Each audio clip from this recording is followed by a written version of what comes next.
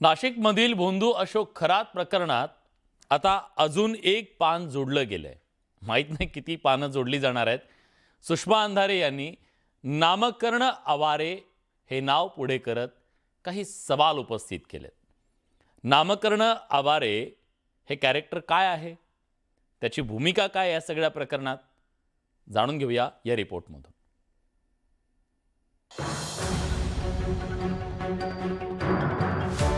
भोंदू अशोक खरातनं महिलांचं लैंगिक शोषण केल्याच्या आरोपामुळे आधीच गंभीर झालेल्या प्रकरणामध्ये आता एक नवा अध्याय समोर येतोय. ठाकरेंच्या शिवसेनेच्या नेत्या सुषमा अंधारे यांनी माजी शिक्षण मंत्री दीपक केसरकर यांच्यावर आरोप करतानाच नामकर्ण आवारे या व्यक्तीचं नाव माध्यमांसमोर आणलं. नामकर्ण आवारे हा खरात आणि काही राजकारणांमधला महत्वाचा दुवा आहे, असा दावा अंधारेंनी केलाय. तो सतत केसरकरांसोबत का दिसत होता, असे प्रश्न अंधारेंनी उपस्थित केलेत. नामकर्ण आवारे भाजप आघाडीचा प्रमुख होता, असाही मुद्दा अंधारेंनी मांडलाय.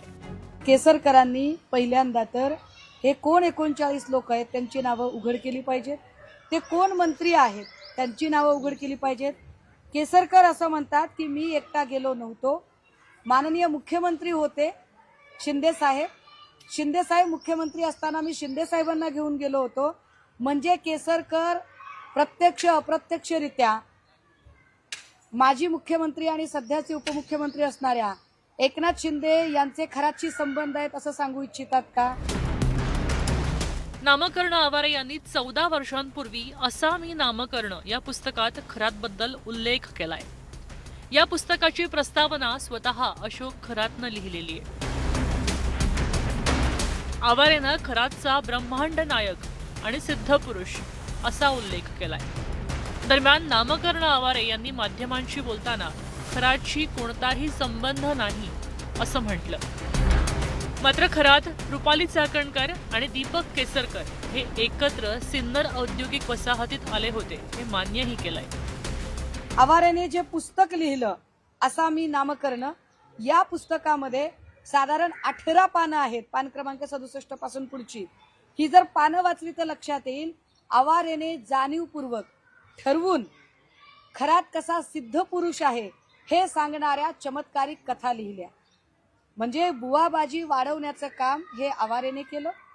त्या सगळ्या सुरस कथा लिहून कुठल्या तरी विधवेला कसा गुण आला, कुठल्या तरी म्हातारीला कसा गुण आला, कुठल्या तरी माणसाला कसं धंद्यामध्ये यश मिळालं, अशा सगळ्या प्रकारच्या सुरस चमत्कारिक कथा या आवारेने लिहिल्या. माध्यमांमध्ये चर्चेत असलेला नामकर्ण आवारे आहे तरी कोण, पाहूया. नामकर्ण आवारे हा सिन्नर सहकारी औद्योगिक वसाहतीचे चेअरमन आहेत. जगदंब पतसंस्थेचेही चेअरमन राहिलेले आहेत. काही काळ अशोक खरात सुद्धा या पतसंस्थेचा संचालक होता. शिवनिका संस्थांमध्ये सुद्धा आवारे महत्वाच्या पदांवर कार्यरत होते.